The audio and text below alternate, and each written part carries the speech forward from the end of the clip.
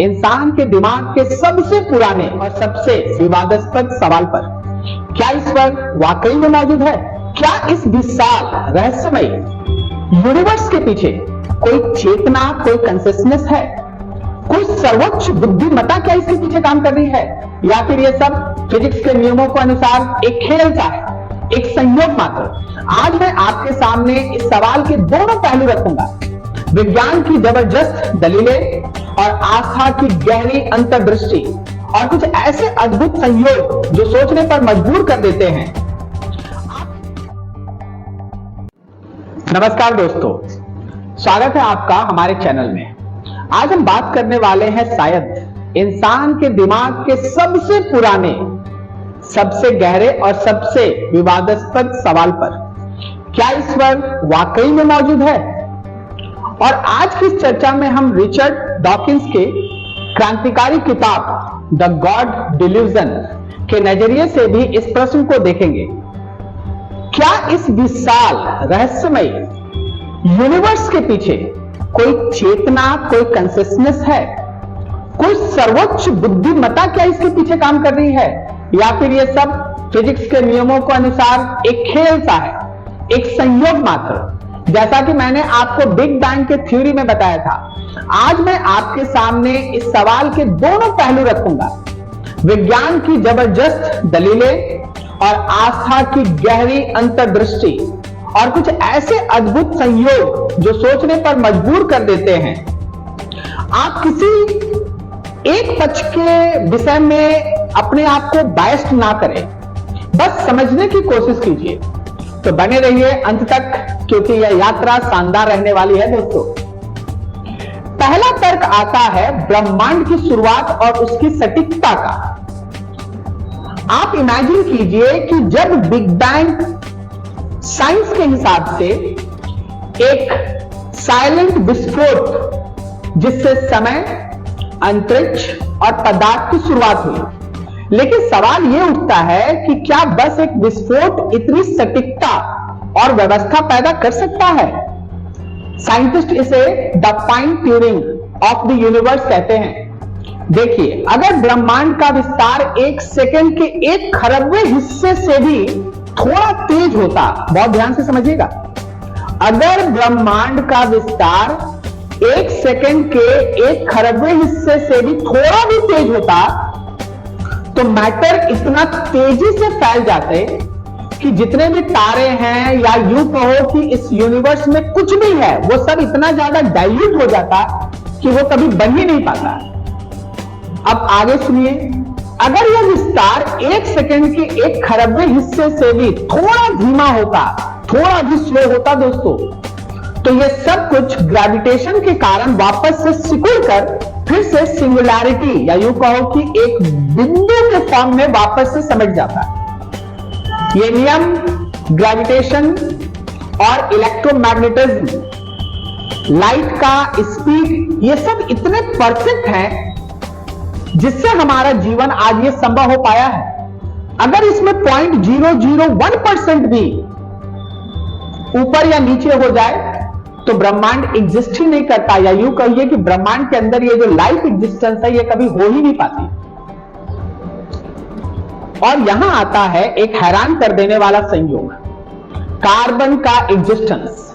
Carbon जो हमारे और पूरे जैविक जीवन का आधार है, वो यूनिवर्स में केवल स्टार के अंदर एक बेहद दुर्लभ और सटीक न्यूक्लियर रिएक्शन से बनता है या बना है।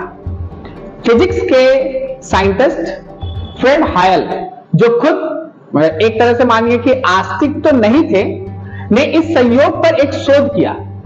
उन्होंने पाया कि कार्बन के निर्माण के लिए आवश्यक जो भी न्यूक्लियर रेजोनेंस का स्तर, वो एकदम सही है।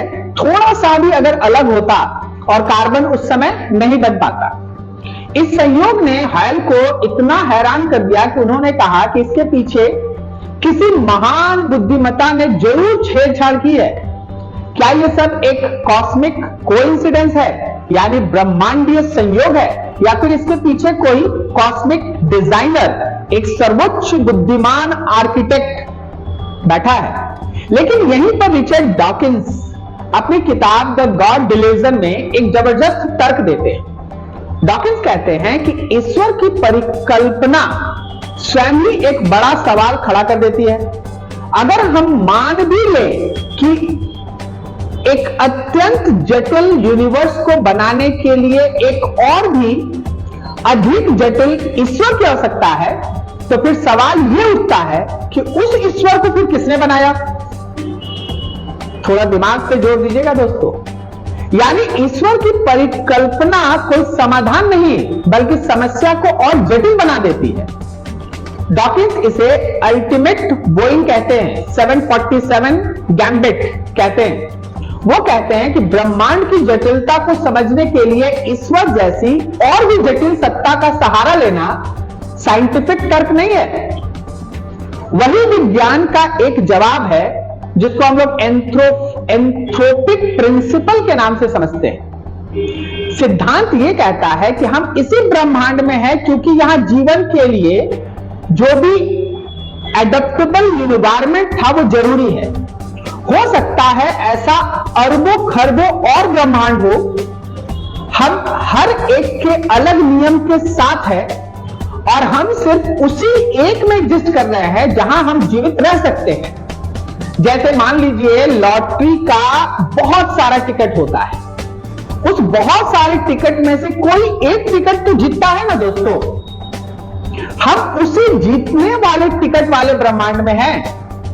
डॉकिंस के अनुसार ब्रह्मांड का हमारे अनुकूल होना कोई चमत्कार नहीं है बल्कि एक संभावना है, क्योंकि अगर यह अनुकूल नहीं होता तो हम यहां इस सवाल उठाने के लिए मौजूद ही नहीं होते। अब आते हैं दूसरे सबसे बड़े रहस्य पर, वो है कॉन्शसनेस, चेतना। हम सब में स्वयं का एक एहसास होता है। हम दर्द महसूस करते हैं, प्यार महसूस करते हैं, सुंदरता देखकर आनंदित भी होते हैं। सवाल है ये अनुभूति आखिर आती कहां से है? विज्ञान कहता है कि ये सब दिमाग है, 10 अरब न्यूरॉन्स का एक जटिल नेटवर्क जो केमिकल्स और इलेक्ट्रिकल सिग्नल से चलता है। अगर दिमाग के किसी हिस्से में चोट लग जाए तो व्यक्तित्व बदल सकता है, यादें खो सकती हैं। इससे तो लगता है कि सब कुछ इसी फिजिकल दिमाग में है, लेकिन जरा रुकिए, ठहरिए। यहां है the high problem of consciousness. ठीक है, देखिए एक कंप्यूटर में भी करोड़ों ट्रांजिस्टर के सिग्नल भेजता है, लेकिन क्या कंप्यूटर को लगता है कि वो काम कर रहा है? क्या उसे एहसास है कि वो चालू है? नहीं, वो सिर्फ एक मशीन है। फिर हमारे दिमाग में, दिमाग रूपी मशीन में ये एहसास, ये कॉन्शसनेस कहां से आ गया? विज्ञान आज तक इसका कोई ठोस जवाब नहीं दे पाया है। क्या यह कॉन्शसनेस सिर्फ दिमाग नहीं बल्कि कोई और, जिसको हम लोग जनरल भाषा में अगर बात करें तो आत्मा कहते हैं, कोई ऐसी चीज जो इस फिजिकल शरीर से परे हो? शायद यही वो जगह है जहां आस्था कहती है कि यह चेतना परम चेतना यानी ईश्वर का एक अंश है। डॉकिंस इस मामले में भी एक अलग सा स्पष्ट रूप रखते हैं। वे मानते हैं कि चेतना एक कठिन समस्या है, लेकिन इसका यह मतलब बिल्कुल नहीं है कि हम इसे ईश्वर या आत्मा का नाम दे दें। डॉकिंस कहते हैं कि चेतना भी हमारे दिमाग के विकास का ही एक उत्पाद है। जिस तरह प्राकृतिक चयन से शरीर के अंगों को विकसित किया, उसी तरह उसने दिमाग और चेतना को भी विकसित किया। कॉन्शसनेस हमें फ्यूचर की योजना बनाने, दूसरों के दिमाग को पढ़ने और सोशल एनवायरनमेंट में एक दूसरे के मदद करने में काम आती है। यह सब हमारे जीवित रहने और सेक्सुअल इंटरकोर्स, इन सब के लिए फायदेमंद होता है। इसलिए चेतना कोई रहस्यमयी वस्तु नहीं है बल्कि विकासवादी जरूरत का एक नतीजा है। फ्रॉम इवोल्यूशन ऑफ ह्यूमंस, ये उनके साथ धीरे धीरे ग्रो किया और उनके मस्तिष्क में अब जिनके अनुसार पूरा जिंदगी है ना वो व्यतीत करते हैं कॉन्शसनेस। तीसरा बड़ा तर्क है नैतिकता का स्रोत। इंसान के अंदर अच्छे बुरे की समझ कहां से आती है? दुनिया की अलग अलग संस्कृतियों में भी मूल रूप से नैतिकता का सिद्धांत लगभग एक जैसा ही है।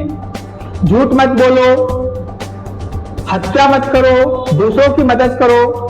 आस्था का तर्क है कि यह एक दिव्य नैतिक नियम है, एक ऐसा कंपास जो ईश्वर ने हमारे अंदर डाल दिया है।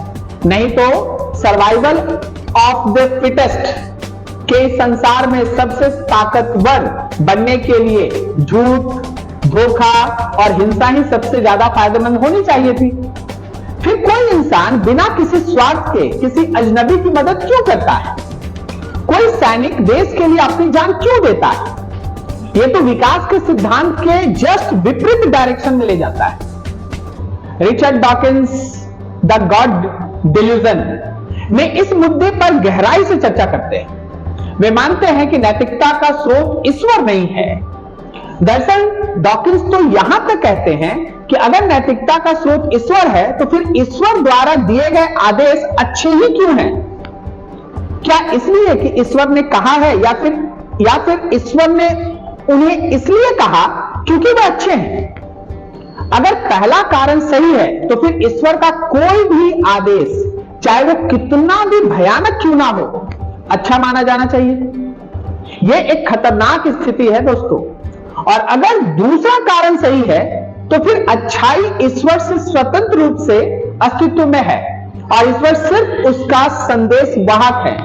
क्योंकि ईश्वर ने कहा है अच्छी अच्छी बातें, इसलिए अच्छाई मेन चीज है और ईश्वर उसके संदेश वाहक है। डॉकिंस का तर्क है कि नैतिकता विकासवाद का एक उत्पाद है। मनुष्य एक सोशल प्राणी है। हम समूह में रहकर ही जीवित रह पाए हैं और किसी समूह में टिके रहने के लिए सहयोग करना, एक दूसरे पर विश्वास करना और मोरल वैल्यूज जरूरी है। हजारों सालों के विकास ने हमारे जीन्स में यही भावना डाल दी है, जिसमें दया और सहानुभूति एक सर्वाइवल स्ट्रैटेजी की तरह है। वो समूह जिनके सदस्य एक दूसरे की मदद करते थे, वे अधिक सफल हुए और उनके जीन्स आगे बढ़े।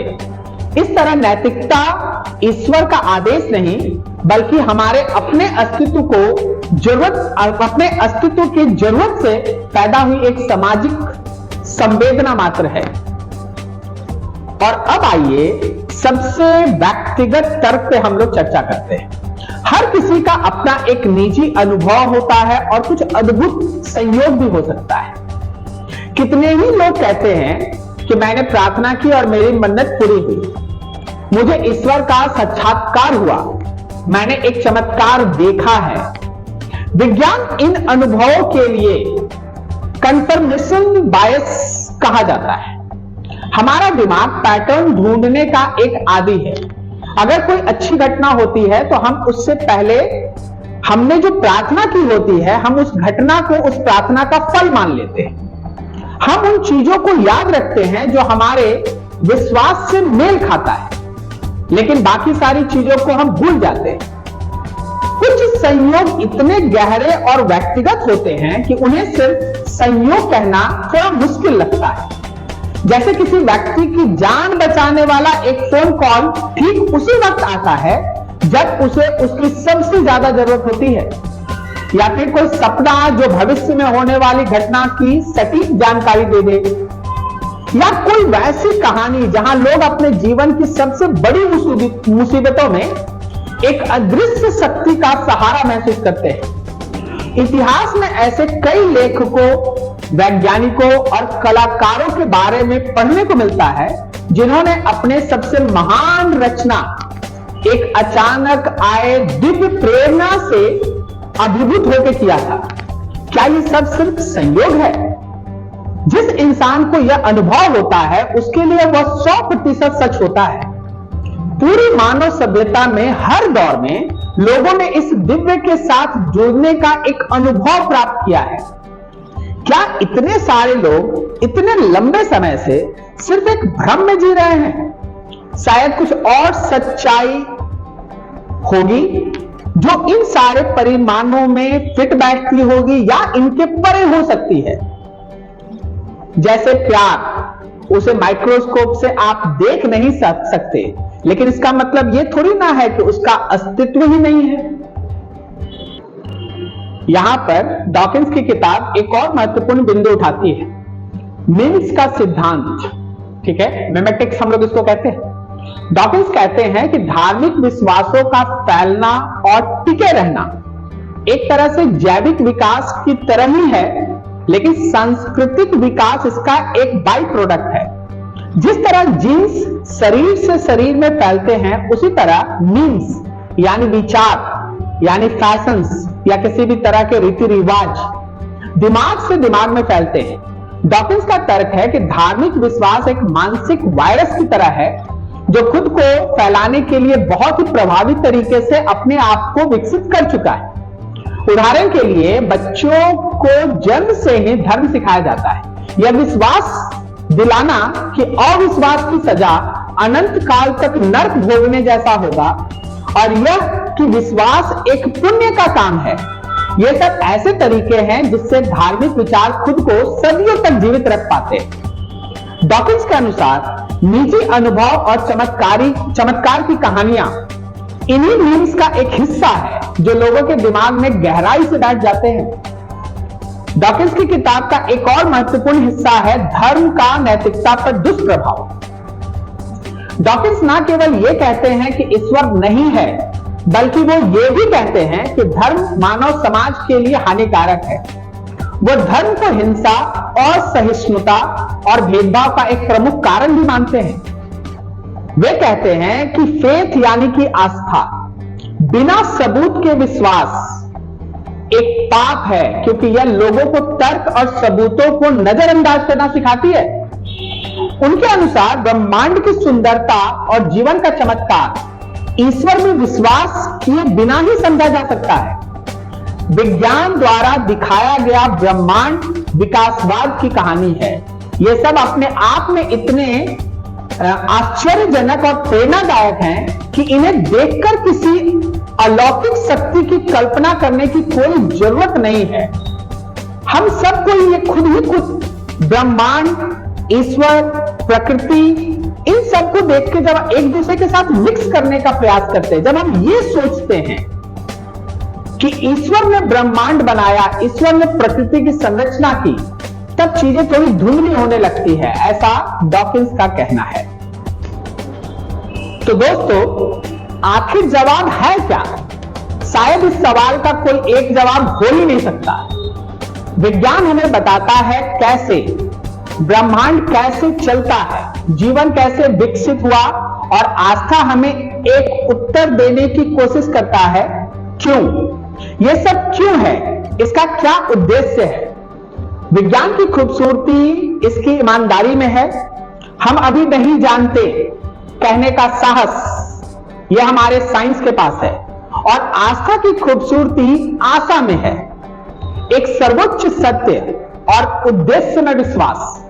रिचर्ड डॉकिंस जैसे विचारक हमें चुनौती देते हैं कि हम बिना सवाल किए, बिना तर्क किए किसी भी बात पर विश्वास ना करें। वहीं आस्था की दुनिया हमें जीवन जीने की एक गहन समझ देती है और आंतरिक शांति का एक रास्ता दिखाती है। शायद यह सवाल पूछना कि हमारी यात्रा, हमारी जिज्ञासा ही सबसे बड़ा उत्तर है।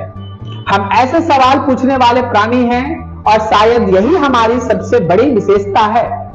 अब मैं आपसे पूछता हूं, इनमें से कौन सा तर्क या संयोग आपको सबसे ज्यादा प्रभावित करता है? क्या रिचर्ड डॉकिंस के विचारों से आपके नजरिए में कोई बदलाव आया?